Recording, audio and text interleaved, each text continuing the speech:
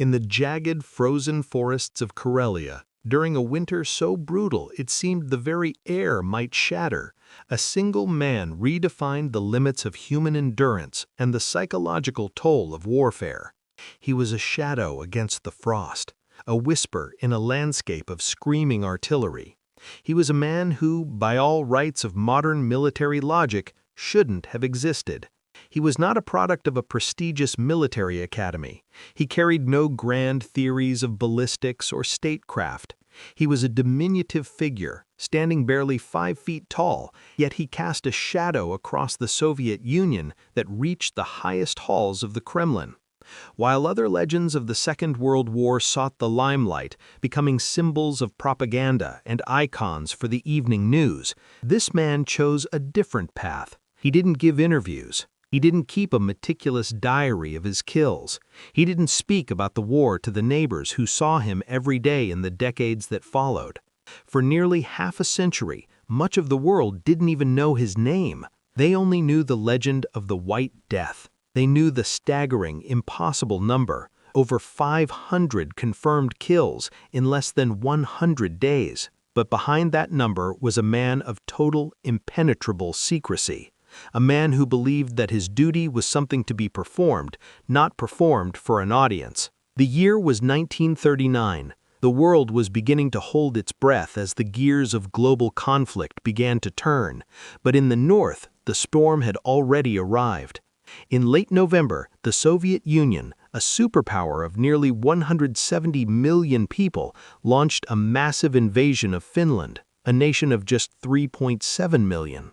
The Soviet generals expected a walkover. They predicted that the capital, Helsinki, would fall in a matter of weeks. They brought brass bands to play at the victory parades, and soldiers who were dressed in summer-weight uniforms, convinced they would be home before the true bite of winter began. What they met instead was the winter of the century. The temperatures plummeted to -40 degrees, cold enough to freeze the grease in a tank's gears and turn a man's breath into ice crystals before it even left his lips. The Soviet soldiers, many of them from the warm plains of the south, found themselves trapped in a nightmare, endless white forests, where every tree looked like a sentinel and every snowdrift could hide a mine. The invisible enemy. The Finns didn't fight in traditional formations. They moved on skis, ghosts in white camouflage, who struck from the flanks and vanished before the Soviets could even train their artillery. The silence. In the deep woods, the silence was more terrifying than the noise of battle. It was a silence that meant you were being watched. The Red Army had the numbers. They had thousands of tanks, waves of aircraft, and an inexhaustible supply of men. But Finland had something else. They had the forest. They had the skis. They had an iron-willed concept called sisu, and they had a farmer from the village of Rautjärvi. He was a farmer, accustomed to the grueling sun-up to sundown labor of the rural north. He understood that survival was a matter of routine and quiet discipline. A hunter, he possessed a preternatural understanding of animal behavior, and by extension, human behavior. He knew how to read the wind, how to judge the weight of the snow, and how to stay perfectly still for hours without succumbing to the cold. A man of silence. In his village, talk was cheap, action was everything. When the call to arms came, Simo didn't change his personality to fit the war. Instead, the war adapted to him. He didn't view the invading Soviet divisions as an abstract political force. He viewed them as an invasive species on his land. He approached the task of defending Finland with the same methodical, patient intensity he used when tracking a fox. He packed his gear. He put on his white winter suit. He took his bolt-action M28-30 rifle, an aging weapon with no telescopic sight, and he stepped into the trees. He didn't know he was about to become the most lethal sniper in human history. He just knew that there were men in his woods that didn't belong there, and he was going to make sure they never left. What made Simo Häyhä truly terrifying to the Soviet invaders was his refusal to use modern technology. Most snipers of the era prized their telescopic sights, believing the magnification gave them an edge. Simo threw his away. Reliability. In -40-degree weather, glass fogged and became brittle. Iron never failed. Simo's preparation was a ritual of survival. He would go to his nest in the pre-dawn darkness, often crawling through the snow to avoid leaving tracks. He would pour water onto the snow in front of his barrel so that the muzzle blast wouldn't kick up a cloud of powder and reveal his position. He would even keep snow in his mouth, a chilling technique designed to cool his breath so that no steam would escape his lips to the freezing air. He would sit motionless for 12 hours at a time. He wasn't just waiting for a target, he was becoming part of the landscape. To the Soviet conscripts, he wasn't a man, he was the wind, he was the frost, he was a ghost that could strike from 400 yards away and leave no trace but a body in the snow. The typical image of a legendary sniper involves a high-powered telescope, a piece of precision glass that brings the enemy's eyes into sharp focus from a mile away. But Simo looked at the telescopic sights of the 1930s and saw only a liability. He refused to use one. To him, the glass was a death sentence. In the sub-zero temperatures of the Finnish winter, a scope was a beacon. The winter sun, even when it was low on the horizon, could catch the lens and create a momentary glint, a flash of light that would act as a flare for any Soviet counter-sniper watching the tree line. Furthermore, a scope forced a marksman to raise his head several inches higher to align his eye with the optics.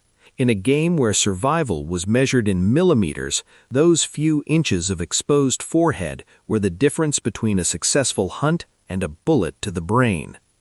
Heiha used his M28-30 Mosin Nagant and its simple, rugged iron sights. He was a master of the low profile. He would pack the snow in front of his rifle's muzzle to a hard, issy crust so that the percussion of the shot wouldn't kick up a telltale cloud of powder. He would even keep a mouthful of snow at all times, a chilling technique designed to cool his breath so that no steam would escape his lips to the freezing air. He didn't just hide, he integrated. He would lie in a shallow depression for hours, sometimes days, becoming a literal part of the permafrost. His heartbeat would slow, his breathing becoming a rhythmic, shallow ghost of a movement. The Soviet soldiers, marching through the drifts, never heard the crack of the rifle over the moaning wind. They would simply see their comrades slump into the snow, life extinguished by an invisible force that left no sound, no flash, and no trace. As the body count rose into the hundreds, the Soviet command began to realize they weren't facing a squad or a platoon. They were being decimated by a single ghost. Panic began to ripple through the Red Army ranks. Entire units, companies of men who should have been pushing towards Helsinki, were diverted for one purpose: to kill the man they now called Belaya Smert, the White Death. But Heiha was a phantom. His survival was based on a set of self-imposed rules that were as rigid as the ice around him. He never fired from the same position twice. He understood that once a shot was taken, the silence of that location was compromised. He would slip away through the brush, moving with the fluidity of a lynx, leaving no tracks on the frozen crust of the snow. He wore pure white camouflage, laundered until it was indistinguishable from the drifts. He moved only when visibility was at its worst, during heavy snowfall or the dim, gray twilight of the Nordic noon. He knew the terrain of the Kola River better than he knew the palm of his hand. He knew which ridges caught the light and which shadows stayed deep even at midday. The Soviets grew desperate. They sent in their elite counter-snipers, men decorated in Moscow, experts in the art of the long shot. They entered the woods with high-end optics and a mandate to bring back Heiha's dog tags. None of them returned. Then, the Soviets tried area denial. They would direct massive barrages of artillery and carpet bombing toward any patch of woods where a single shot had been heard. They would turn the forest into a landscape of splintered timber and fire. But when the smoke cleared and the Red Army moved forward, the White Death would strike again from a different ridge, 500 yards away, as if he had risen from the ashes. No man, regardless of his skill, can outrun the law of averages forever in a theater of total war. On March 6, 1940, the invincibility of Simo Häyhä was finally shattered. During a frantic, close-quarters engagement in the forests of Kola, the Red Army launched a massive push. The distance between the two forces had closed until the combat was a blur of bayonets and submachine guns. In the chaos, a Soviet soldier spotted a flash of white movement near a fallen birch tree. He didn't wait to aim. He fired a stray, lucky shot toward the shape. The round was an explosive bullet. It didn't pass through cleanly. It struck Häyhä in the lower left jaw, detonating on impact. The force of the explosion shattered his face, tearing away his cheek and crushing his jawbone. He fell into the snow, his blood turning the white powder a deep, steaming crimson. His fellow Finnish soldiers found him as the battle subsided. He was unrecognizable. One soldier later remarked that half his head was missing. He was carried from the battlefield on a makeshift stretcher, barely clinging to a heartbeat. He slipped into a deep, dark coma while surgeons in a field hospital worked by candlelight to stitch together what remained of his face. For a week, he lay in a gray limbo, the legendary White Death finally silenced. Then, on March 13, 1940, Simo Häyhä's eyes flickered open. The first thing he heard was the sound of silence. Not the silence of the woods, but the silence of the guns. He woke up to find his bed surrounded by doctors and officers. They told him the news. That very morning, Finland had signed a peace treaty with the Soviet Union. The war was over. Against all odds, the tiny nation had held its ground, and against even greater odds, its greatest protector had survived to see the peace. The timing felt like something out of a myth, as if the land itself had kept him alive just long enough to see the invasion end. When the guns finally fell silent across the Karelian Isthmus in March of 1940, the Finnish people were looking for a savior. They were looking for a face to put on their defiance, a hero to carry the weight of their collective trauma. They looked to the small, soft-spoken man from Rautjärvi, whose exploits had kept the Red Army at bay for those 100 hellish days. But Simo Häyhä was nowhere to be found. For most men who achieve such staggering world historical feats, the path after the war is one of polished medals, lucrative book deals, and the lecture circuit. They become professional veterans, living within the amber of their own legends. Simo Häyhä took a different path. He chose to disappear. He didn't seek the limelight. He didn't write memoirs filled with the visceral details of the kills he had tallied in the frozen dark. He didn't travel from city to city lecturing young cadets on the ballistics of the Mosin Nagant or the psychology of the long shot. He didn't boast in the village taverns, and he didn't allow the Finnish government to turn his story into a commodity. Instead, as soon as he was physically able to walk and work, he returned to the earth. He returned to his farm. The transition from the world's most lethal sniper to a quiet tiller of the soil was seamless for him, because in his mind, the two roles were never distinct. Both required the same fundamental virtues: patience, a respect for the land, and the discipline to see a difficult task through to its conclusion. When journalists or historians would occasionally track him down in his later years, hoping to catch a glimpse of the White Death, they found only a modest farmer who seemed genuinely puzzled by their interest. When pressed, when asked how a single man could have possibly harvested so many lives in such a short window of time, he wouldn't offer a tactical breakdown or a philosophical treatise on war. He would look them in the eye, his face still bearing the heavy, jagged scars of the explosive bullet that had tried to claim him, and answer with a simplicity that was more chilling than any boast. I did what I was told to do, as well as I could. That was all. To Simo, there was no myth. There was only the duty of the moment. The war was just a season of particularly hard labor, and now that it was over, there was no reason to speak of it. In the decades following World War II, the figure of the war hero became a carefully curated image. From the Soviet Union to the United States, veterans were used as tools of propaganda, their stories smoothed over and sharpened to serve the interests of the state. But Simo Häyhä resisted this gravitational pull with every fiber of his being. He remained a legend without a voice. He never allowed himself to become a political symbol. He gave no speeches at rallies. He participated in no state-sponsored myth-building. He lived in a house he built with his own hands, far from the capital, far from the cameras. He was a man who understood that the true cost of war is paid in silence, and he honored that cost by refusing to turn his service into a performance. The Finnish people respected him for this precisely because it was so quintessentially Finnish. In the culture of the North, there is a deep, abiding respect for the vaikeneminen, the practice of silence. They understood that Simo's secrecy wasn't something imposed upon him by a military censor or a protective government. It was chosen. It was an act of profound self-possession. By refusing to speak, he retained ownership of his own life.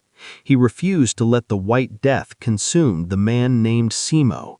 He understood that once you start telling your story to the world, the story no longer belongs to you. It belongs to the audience, and Simo Häyhä was a man who belonged to no one but himself and the land he defended. This silence created a different kind of aura around him. It made the legend feel more authentic, more grounded in reality. While other snipers' tallies were questioned and their stories scrutinized, the sheer quiet weight of Simo Häyhä's record stood unchallenged. He didn't need to argue for his place in history because he clearly didn't care if he had one.